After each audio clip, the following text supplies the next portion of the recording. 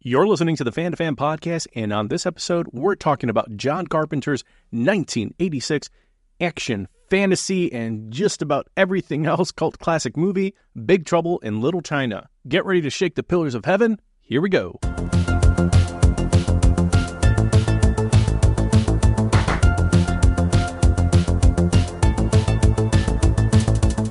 Big trouble. Oh man, my wife video is so good. I was watching a few making ofs on YouTube about Big Trouble, so and all of them just kick off with the song. And at some point, my wife was just like, "Enough already!" And I'm like, "Well, you got to check. It's so good. Such a byproduct of itself. Hilarious. Love it. What is that? It's like Nick Castle, Tommy Lee Wallace, and John Carpenter. Yeah. The 80s sweater in that video is just... Oh, we got to talk about this. We're talking about all of it because people that are listening to the Fan2Fan Podcast. I'm Bernie, one of your hosts, Pete, co-host, and we have Josh returning. So a little bit about Josh, writer, author, storyboard artist, incredibly kind gentleman who's returned to talk about Big Trouble in Little China. But previously, we've talked about Assault on Precinct 13, Mystery Science Theater 3000. Josh has worked on Phineas and Ferb, Last Kids on Earth, Doctor Who, authored Jungle Book, the adaptation of the Jon Favreau movie, Strength of the Wolf Pack. You're working on Hansel and Gretel now.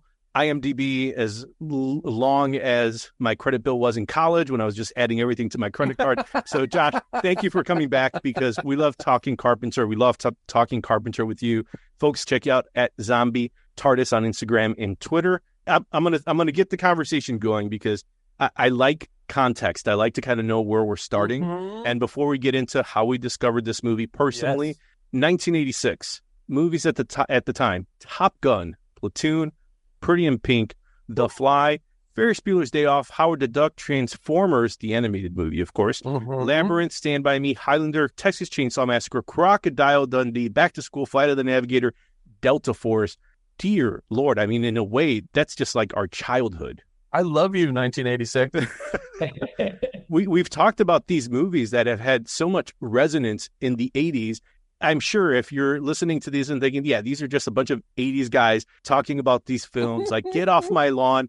I understand your plight. I do. But you have to realize when you talk about some of these movies and the impact that they've had, and to have them all in 1 year, and then on top of that, you add the cherry that is on top for today's conversation, Big Trouble in Little China. It's just hard to ignore the impact these movies had on our specific lives. Hashtag blessed. Absolutely. Who is Jack Burton? Who? Jack Burton. Me. Where's Jack? Jack! Relax, I'm here. Safety. Yeah. You ready, Jack? I was born ready. You made one move. Big Trouble in Little China. Rated PG-13. And we've talked about it before. Say it again. Anytime we're ever on a conversation and there's a microphone and anyone's recording, Carpenter's going to come up. It's just the way it is. So let's get into some trouble and talk about Big Trouble in Little China. Josh, as our guest, let's get into it. Movie's released 7/2/1986, bombed in the theaters. It was released 16 days after the blockbuster that was Aliens. So, sorry, John Carpenter, but it wasn't meant to be. Luckily, later on, it became arguably a cult classic. I would just call it a classic at this point. I think, it's gotten rid of that moniker. But when did you discover Big Trouble in Little China, Josh? I have the kookiest story about this, which is part of why I jumped at the chance for us to talk about this. So there's two funky things about this. It's in a very special place in my heart because its script was adapted by W.D. Richter, who directed Buckaroo Banzai. I didn't find that out until later. So much later in my life, and these movies were in my list, forever and ever, because they were so odd, so strange, so idiosyncratic. Both those movies, they defy all description. They are multi-genre, right? They are everything. They're every kind of movie in one movie. But realizing that the same head was influential on both. And W.D. Richter, who also co-wrote Philip Kaufman's Invasion of the Body Snatchers from 1978, which is brilliant. And he was kind of the hot shit screenwriter for many years. He was like a screen doctor, I think, at some point, right? He was a script doctor, yeah. And a parachute totally in, you bring in Richter, he cleans up your script, but also genre fair. Absolutely. And awesome writer. Hugely clever and funny, inventive writer. So not just talented screenwriter, but I think his sensibilities were so specific for him to have touched these two movies in particular, because they have a lot of things in common. But me coming to it, so it's 1986, so I'm like 8 years old, okay? So I'm on the playground in Torrance, California, Hawthorne, California, and I'm seeing the trailers for this movie. And one of the trailers they had, I think, was Thunder's face expanding. Like, I think that was one of the shots in the trailer. They also showed the eye creature that was, right from Dungeons and Dragons, or vice versa, depending on your perspective. But the look of the creatures in this trailer freaked me out. So I couldn't handle it. So I was literally like pumping kids for information who had seen it. So on the playground, some kids, they're much more permissive parents had taken them to see Big Trouble in theaters. And I was like, what is that guy? Why is his head doing that? What's with that monster? How are there monsters in this movie? Is that Kurt Russell? I was so obsessed. I love how you're like shaking kids down for info. Like, oh my God. But like, I was fascinated by it before I ever saw it, because all those pieces didn't compute, which is maybe why a lot of people didn't go check it out and appreciate it for what it was. But in my 8-year-old brain, it broke my brain. And so part of the fun of my love for this movie is that, I started building my own story based on that trailer, what this thing was doing and what this creature was doing and blah, blah, blah, blah, blah. But it became like an obsession. I got to see this movie. And then I didn't see it until many years later. And I just was like, this thing is so kind of magical and awesome. And then you start putting together, you're like, oh, that's where the Mortal Kombat guys came from. And, sure, it's so influential in its own way. But I fell in love from afar on Big Trouble in Little China. Pete, you've always talked about when you've been younger. And I think that's why we've always been kind of kindred spirits, because there's an imagination, a vast imagination, probably frustrating for people who have grown up with us and have been around us, where we're able to kind of share with Josh like that. Like, I sometimes didn't need to even see the movie. I was able to kind of fill in the blanks in my head. Yeah. Yes. And in some cases, it lives up to the thing in your head, or is even better, then it makes that much more of an impression. So with Big Trouble, Pete, how did you first run into this movie? Yeah, this is a weird one, because as anyone that's listened to any of our prior episodes, like I will have movies that I have very specific memories of. Like, I remember seeing in this theater. I remember this time and that. I did not see Big Trouble in Little China in the theater. I think I was one of the people that it fell through the cracks on for a couple of reasons. I mean, I was 14 when it came out, so I did see The Fly in the theater when that was released. So I was at the point where we were either sneaking into, or occasionally would get our parents to take us to rated R movies. I certainly knew of John Carpenter at this point. Certainly was a huge fan of Halloween and The Thing. And so you would think, or I would have thought, that this would be something up my alley. I mean, even just from the poster design, it's a very Raiders-esque mashup on the movie poster with like the typography and things like that. So all these things are going to hit like my 14-year-old self. And for whatever reason, it just like, I've gone back to try and think of why that is. And the only thing that I can really come up with of my 14-year-old brain was I was looking for John Carpenter, the horror director. And because this was more of that mashup and less horror, I think maybe I was just kind of like, I don't know, I'll visit this at some other point. And that other point was probably years later, and did not love it again because I wanted the horror aspect. And I think I was put off at first. That was your expectation. That was your expectation. That's my expectation. I was put off that, Kurt Russell, Jack Burton is really not the hero in this at all. Absolutely right. He just happens to be, in the same place as these events. So when I saw it as an older human, I'm like, oh, I get it now. I get what he's doing here. And so that's when my love for this movie started to blossom. But it was late in coming, when it was first released and when I first saw it, okay, I want more of The Fog, please. I want more. And The Fog comes out as it's such a good campfire story that it is what it is and embraces the tone, the style, everything it's trying to do. So when I first saw Big Trouble, it was on the Fox affiliate. And I've always said this before, share it again. It was always on Saturdays where I would see movies, and going back to 86, like Flight of the Navigator, Top Gun, Aliens, that's what they would show in the mid 80s to the early 90s. And that was my first exposure to some of these. And then once we got a VHS, I was watching movies like Highlander for the first time uncut, because I was actually able to rent the movie. I was able to rent Predator 2 and not see a TV edit. So in a case like Big Trouble, that's a big deal. That's seminal. Absolutely, because then you start thinking about, wait, I remember that scene. I don't remember that scene being here, or I remember that scene happening a little different. Lets you start realizing that there's this other thing. There's movie magic, but then there's the movie piece of it too. There's a production. There's someone behind this. And I think this is where, in previous conversations where we've talked about Escape from New York, certainly Assault on Precinct 13, with Carpenter, there's a way where, because none of us saw it when we were necessarily younger, first run into theater, we have the privilege of having the hindsight of seeing these movies. So I can't say that I loved Big Trouble when it first came out, because it was a movie that I didn't understand. I understood Raiders. That was easy. It's Harrison Ford. It's the guy who played Han Solo. And there's a little bit of winking at the screen. And I feel like it has something to do with like these old pulp movies that my dad would have me watch. And I'm like, okay, I kind of get it, but it's still told through the lens of Spielberg and Lucas. Like, I understand that.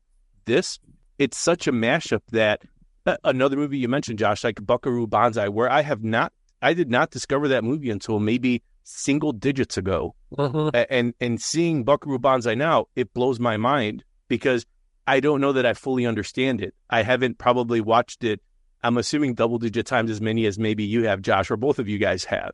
There's a thing where you go, how does this movie exist? Yeah.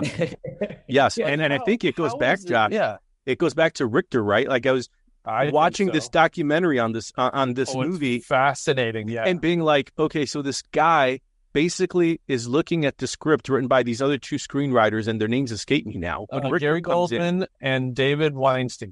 Thank you, Josh. Thank you. And he sees this, and he's like, all right, guys, this movie takes place in the Old West, and it has action, adventure, sci-fi, fantasy, mysticism, certainly Old Western vibes. Pete, did you know that it was a period piece? Like the first draft, the draft that got into Fox was a period piece. And like all the elements are there. Jack Burton, he doesn't lose his truck. He loses his horse. The green-eyed girl, it's all the pieces are there.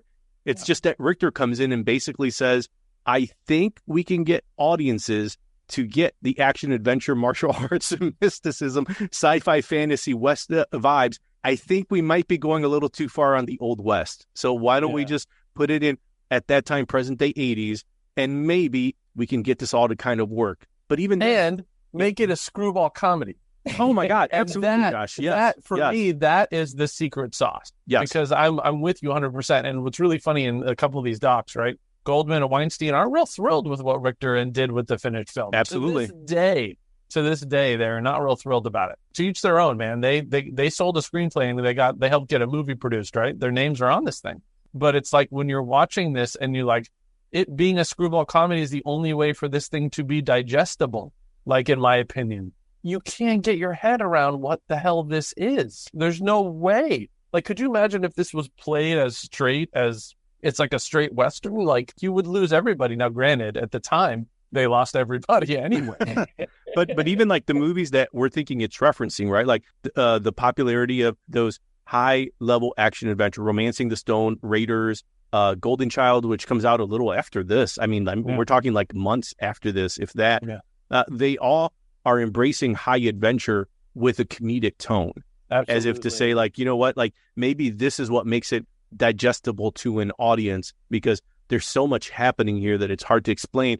And at a time when you have that sort of East meets West popularity in the 80s, where you have Jackie Chan, Sumo Hong, the canon films that we love, like American Ninja, Revenge of the Ninja, Ninja, Karate Kid in 84, Karate Kid 2 in 86, Last Dragon in 1985, Show Enough. I mean, we loved appropriating those cultures, baby. I mean, you take all of that together, and I think it's not until now that I've seen Shaw Brothers movies, and I'm like, 36 Chambers, okay, I understand. One Armed Swordsman, Suey Hark. All right, so those movies are all like maybe late 60s, early 70s, a decade plus before this. So that's what those two screenwriters were looking at. And then they were putting it in the lens of the Old West. Richter comes in and says, well, a lot of that stuff works, guys. I mean, we have to change a lot of things, but I get what you guys are trying to do.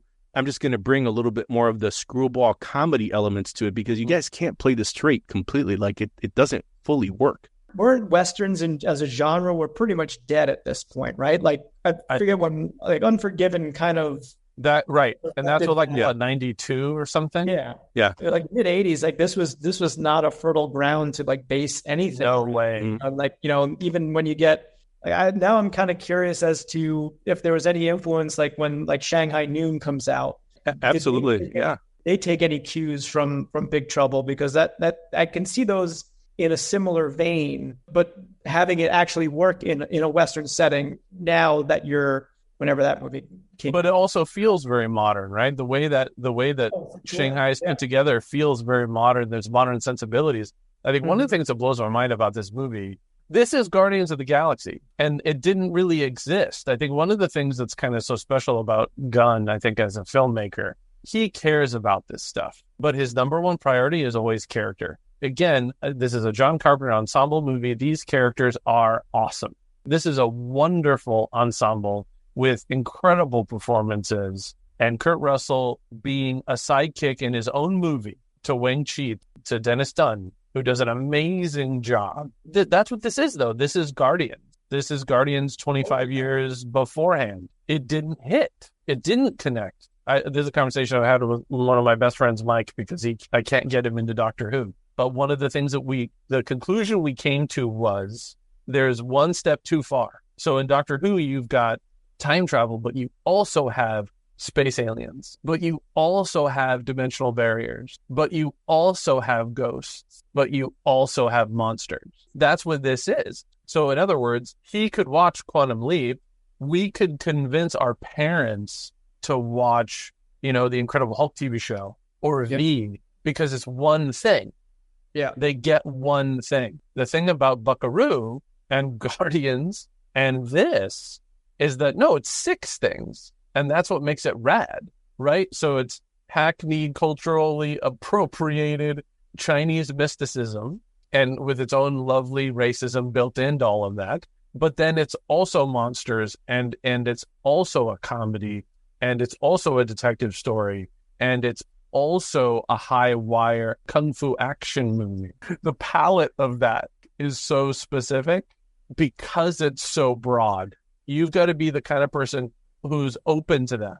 And I think one of the things I always think about, and this is, I'm using Japanese culture instead of Chinese culture. There's this thing in anime where people who are fans of anime, they accept the mechas, they accept the aliens. Their ability to extend their suspension of disbelief is culturally what I would consider more broad. So culturally speaking, it's not a big deal. It's not a big get, right? So that's why we have this wonderful array of anime that's like drama and comedy, all these wonderful things, right? All these mixed genres, because it's okay. It doesn't bump audiences the way it bumps here, right? Where if something's animated, it has to be for kids. So it's like the thing I've always thought about is Big Trouble is like part of our movie DNA, right? We get our DNA from our parents, and we build our movie DNA by what we watch when we are young and formative, right? Big Trouble is formative in its way. It doesn't bother us because we can appreciate it. We didn't maybe the first time, but then we're able to go back and go, no, this is great.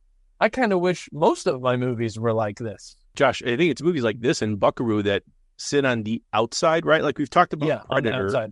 The thing about a lot of these movies, and I think, again, when you compare it to maybe European, Asian cinema, is that our movies tend to have like a certain delineation about them where we like, and maybe it's audiences and it's the way we were made. There's something about rules that we can lean into, like Predator, that certainly a lot of people might not want to say like, well, you guys aren't going to elevate Predator at the classic level. And I would say, how dare you not talk about it as a classic? But like, you still have all of these rules. Like, we're going to still set up this paramilitary group because you kind of know what that is. And we're going to ground it in reality and have them talk like soldiers, walk like soldiers. So when we introduce something otherworldly, you still believe that, well, soldiers would act like soldiers. And when they're introduced to this alien threat, this high stakes adventure that now doesn't include a terrorist or a mastermind, it's an alien. It's like, okay, but they're still going to do, like, we're still following the rules versus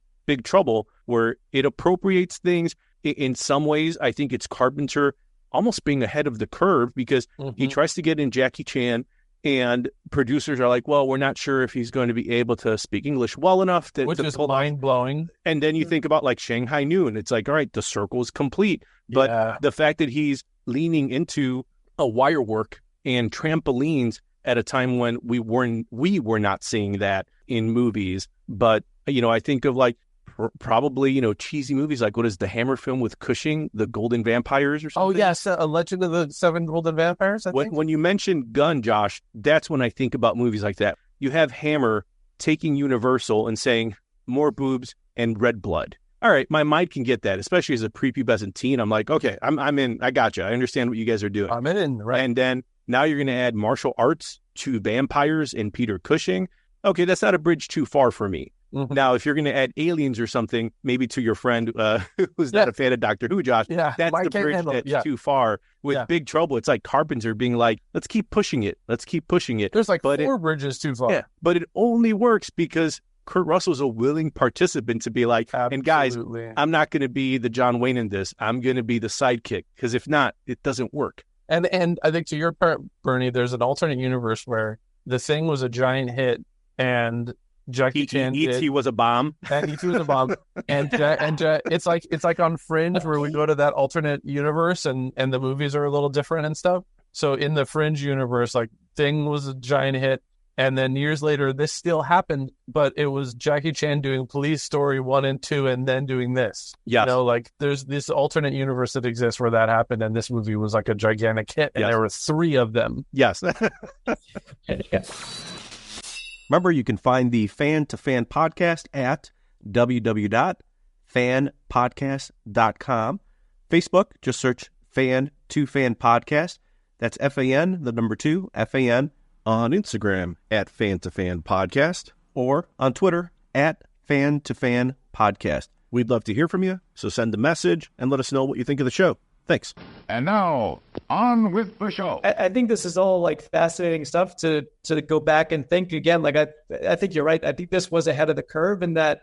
I mean, I can remember reading how Marvel for sure was a little trepidatious about Guardians, because you're talking about like a B-list property like that most audience did not know of. And then it's very different from your superhero template in a lot of ways. And so they were like, we don't know. And then when it became this huge hit, it's like, we can look back on it now like, well, of course it is. But like Guardians was primed by movies like Big Trouble. Big Trouble necessarily have that primer. And so I think to both of your points, like people seeing this for the first time are just kind of like, you're coming at me from this direction and that direction and this direction. I knew this. And we were already being conditioned that by 86 to be blockbusters are coming out. So summertime blockbusters and genre films. And so you've got your sci-fi, you've got your adventure, you've got your horror, but they're very compartmentalized. And this just kind of took those compartments and just completely obliterated them. And I think audiences were, again, like not prepared for this. Now, through hindsight and through time, now more people can get it. And now I think that's allowed it to achieve the status that it has, that it was probably in many ways incapable of achieving when it was released. Well, it's like that thing that Carpenter always says that's so funny when people are like, oh, I love The Thing, oh, I love Big Trouble. And he's like, well, a lot of damn good it does me now. Right? 100%. Yes. It's like, and it's just an honest answer. And it's one of the things that I love him forever for. And it's just, John's bullshit meter is just so high. He just doesn't have time for that shit. But it's like, it's really true. It's like, there's this thing like sometimes innovation doesn't catch. For him to have done that multiple times in his career is fascinating to me. That's a perfect jumping point, Josh, because I wanted to bring this up. So he does Dark Star, Love Letter with College Friends as a film, as a film school movie that becomes bigger. Assault on Precinct 13, Someone's Watching Me, TV movie, but then follows it up by Halloween. He goes back to TV to make the Elvis movie with Kurt Russell, revisits horror in The Fog, then goes to Escape, The Thing, which is not as big of a success as E.T. because it overshadows it, and it's not until now that we're really seeing The Thing kind of take off. He does Christine, which is a mild success, but leaning into the, hey, I'm adapt a Stephen King short story. So, if you're going to hitch your wagon to anyone, Stephen King is a great person to do it, even if the film does not get the acclaim that Halloween does. And it covered some of the wound of losing on Firestarter, so it's adjacent. Absolutely. Yeah.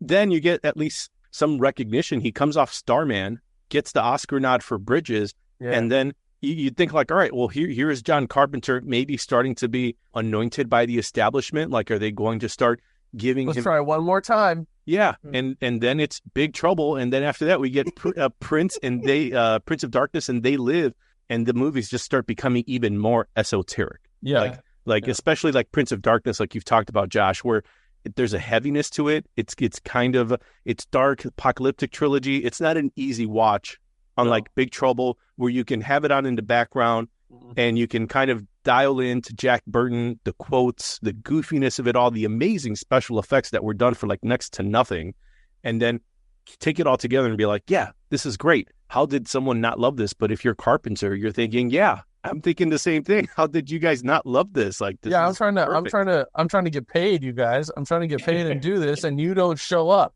So I'm gonna go make my own stuff again. Like if you look at that track, Bernie, like you're walking through, he builds on success and he tries to do studio picture and it doesn't work out. And then he goes back to being an independent and reestablishes himself. And it's like, people will be talking about They Live forever, not just film geeks.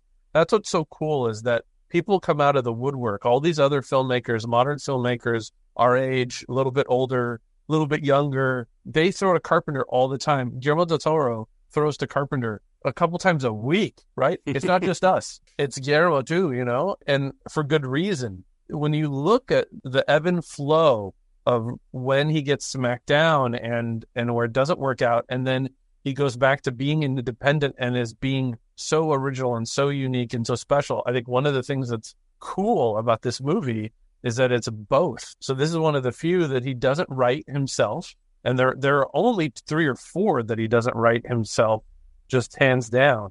But the tone of this thing, it's like, that's what this is. It's a screwball comedy over this totally insane, mystic monster movie. / ghost story. And even within that, I think this is something, frankly, I don't think the movie gets enough credit for. Dennis Dunn is the hero. You and I didn't understand it. Well, all 3 of us. We didn't understand when we saw it the first time. I didn't understand it until much later and realized, oh my God, he's the sidekick. This is the most brilliant thing in the whole world. It's his to-be wife that he's trying to get back to. It's his story. It's Wen-Chi's story. And Jack just doesn't get it. And it's one of these things where you go, we've got a fairly large budget, 86 fantasy action movie directed by John Carpenter with a Chinese hero at the front. But because it's subversive, people don't get it. And it's such a bummer. But luckily, you get Russell, who does get it. Because I was hearing how that one scene, right, like where he's got the lipstick on, and he purposely is like, I'm going to keep it on, because he had put it, he's basically playing the part of John Wayne without a clue. If they had cast Clint Eastwood or Jack Nicholson as the studio wanted, I'm going to guess that the lipstick scene probably doesn't happen. But I think Kurt Russell, having worked with Carpenter, knowing what Carpenter's about, he knew it when we didn't. He's like, guys, Dennis Dunn is the hero. Wang is the hero. I'm not. So I can afford to have the lipstick on. I can afford to throw the knife and miss and be knocked unconscious in a fight scene, not be as nearly as charming as I think I am as this character. Yeah. And that's why it works. And now we watch it and we're like, this absolutely makes sense. But at the time, Josh, you're right. I did read how one of the producers was like, hey, John, it doesn't look like Jack Burton is the hero here. And I'm just imagining John Carpenter being exactly how we've always talked about him, being like, yeah, duh. Like, because he's getting up and not even saying a word, just getting up and walking out of the interview. Well, after he likes to smoke, maybe. After he likes a cigarette and then he leaves. But I like how he teases us at the beginning, So like the movie opens up, you've got the Chop Express bombing. God, how cool is that opening sequence? And again, like the music, like oh, so good. And so you've got like the titles. It's in the Carpenter font, which is now well established. Then it cuts to Kurt Russell. He's doing the voiceover. And then he's like in the cab and he's like, on the CB. And then he's dispensing his Jack Burton wisdom. And then he just takes a gigantic bite out of his sandwich. So like right then, it just breaks everything. Once you know and once you get it, you're on board like, oh, okay. But up until that point, it's all like, okay, yeah, John Carpenter movie. Here we go. And then it's like, where are we going with this? Yeah, one of my favorite gags is when he's driving with Wang Chi a little bit later, and they're trying to get, his fiance, and he gets cut off by another semi, and he gets mad. I've always projected on this, and it may not be accurate in any way. He's in a semi, and he's pissed off. He's getting cut off by a semi. He just doesn't. It's the best line, Josh. Because then you just the line I've used when I've been cut off so many times. Son of a bitch must pay. Even just the other day, I was doing, the check is in the mail. There's so many lines in this movie. And it's interesting for a John Carpenter movie that he didn't write. There's a lot of that stuff in this movie from that script. It's so clever. I mean, like everyone gets it. Everyone totally gets it. But I think Russell and Kim Cattrall, who I love forever, is like, I've had a crush on her since Mannequin. Oh my God. She is so perfect in this movie and so elegantly slips into that screwball place. The way she talks, she kind of has this accent, her cadence, the timing between her and Kurt Russell is just phenomenal. It's absolutely flawless. They're these larger than life characters, put into this larger than life environment. And didn't she make Police Academy a few years before this? Yeah, she did. And this is post Porky's, post Mannequin, post Police Academy 1. Yeah. Yeah, and she's pulling like that accent and the whole personality of like, go get her, investigative reporter. It's almost like she's doing something out of like a 30s or 40s. Absolutely. Yeah. She's Lois Lane. Yeah, totally. Yeah. Ernie nailed it. Yeah. She's really Lois Lane, like from the radio plays. She's just missing the pad of paper with the pen, taking feverish notes, talking more to herself than to Jack Burton, which to be fair, she does through most of the movie anyway. Oh, it's so funny because he's so dense.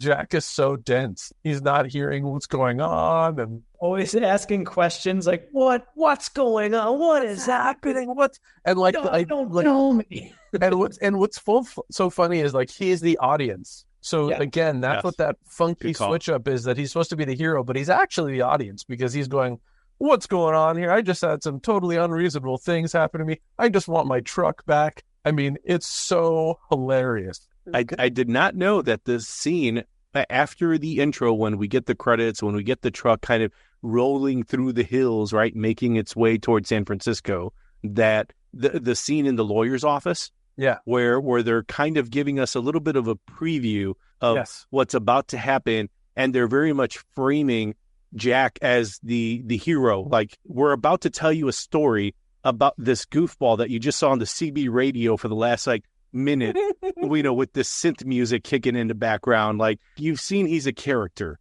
Now we're going to tell you how this character saved Little China. But I didn't know that was something the producers asked for Carpenter to put in. Didn't they? Yeah. They did, yeah, to kind of just really frame Burton to be like, and this was after they saw the movie, where they're like, well, I think the audiences will probably be I'd like to think as smart as we are, where we're like, yeah, Wang's the hero.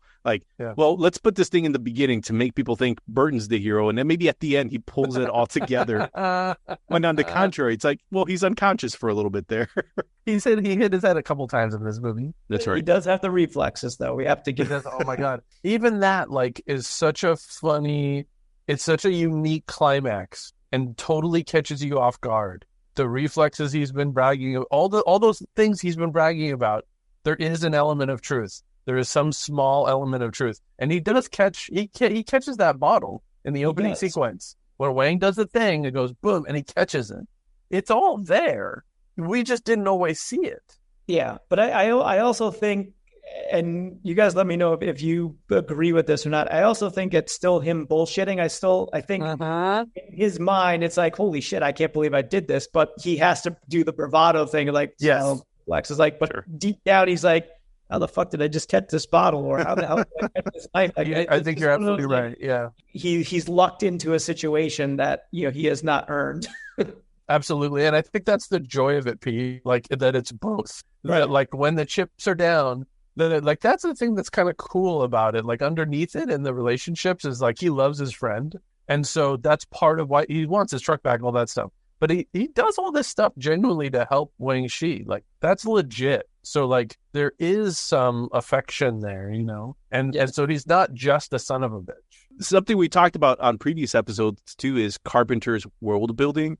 And I think that's just on display here again, right? Where he's letting us know that there's this world of mysticism, a literal underground in San Francisco that is filled with monsters and creatures in the same way that it's filled with thunder shooting martial artists, that all of this can exist in the same world, and that we're probably just getting a peek, you know, a toe dipped into the of what just this like mythology Buckaroo is. Just like Buckaroo. You're getting a slice. There's lore that's being referenced to let you know Jack Burton's had all these adventures, and unlike other movies that set up the rules and stay there, Carpenter's kind of like, yeah, within the rules, like these monsters, the guardian creature that you were talking about in the beginning, Josh, it all can live in the world of Big Trouble in Little China. That's what's so wonderful about some of this character building, but also world building, as you say, is like you do get this impression that he's always gabbing on that fucking radio. This is Jack Burton in the Pork Chop Express, and I'm talking to whoever's listening out there. Like I told my last wife, I says, honey, I never drive faster than I can see. Besides that, it's all in the reflexes. And Peter, you mentioned like, right, there's a video like on MTV. There was literally a video. I mean, I discovered this only a couple of years ago, and I'm literally like, my mind is still reforming and trying to get back into my ears from that song, because you've got John Carpenter, you've got Tommy Lee Wallace, and you've got Nick Castle. So three mainstays of the Carpenter staple. You've got the Shape, for crying out loud. You got the Shape is playing keyboards in this video and belted out, you know, the chorus of Big Trouble in Little China. I mean, he's wearing a sweater that has to be seen to be believed. And, you know, John Carpenter's just like, you know, getting into his real serious move, like, Big Trouble in Little China. We got big. Oh my God, it's fantastic. Yeah, so everyone hit up YouTube. It's so fun. And I went and saw Carpenter on tour, I think, a couple times. And like one of the joys of that was seeing this guy in his 70s up there with his kid and his godson rocking out on this keyboard, man, revisiting the Coupe de Villes, like revisiting this guy on his keyboard with his buddies. Oh my God, it was awesome. It was so awesome. But yeah, everyone go check out the Coupe de Villes. If I'm any kind of podcast editor, I will have had that playing this entire time we've been talking. Yeah, I just assumed that. I think Pete and I just assumed that was running under the entire episode. It should. I don't know. Did you guys see? This was maybe it's been like a year ago now. But James Hong got a star on the Hollywood Walk of Fame, and they had like I'm blanking on the names of the actors, but like Thunder, Lightning. Mm-hmm. They were there. You were all there, like the picture with them. I thought that was. I mean, you talk about just bringing a smile to. So, I mean, that gave me such joy to see that. Extraordinary.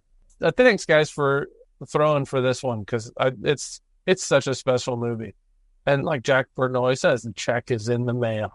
Okay, that's how we end down. That's it right there. That's it. Thank you, Josh. Thanks, guys. That was super fun.